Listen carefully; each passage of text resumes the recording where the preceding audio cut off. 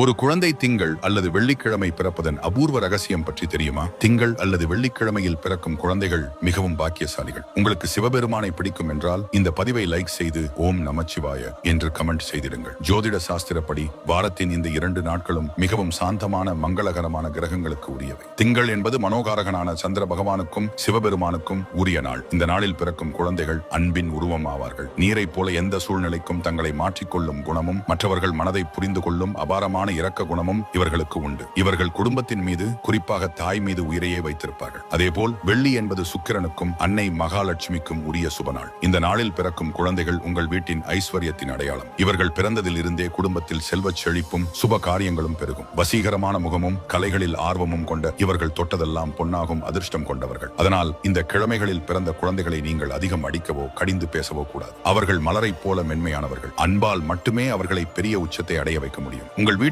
திங்கள் அல்லது வெள்ளியில் குழந்தை பிறந்திருந்தால் அவர்களின் பெயரையும் அவர்களை உங்களுக்கு எவ்வளவு பிடிக்கும் என்பதையும் கமெண்ட் செய்திருங்கள். மேலும் இது போன்ற தகவல்களுக்கு இந்த பதிவை லைக் செய்து நமது ஸ்ரீ தமிழ்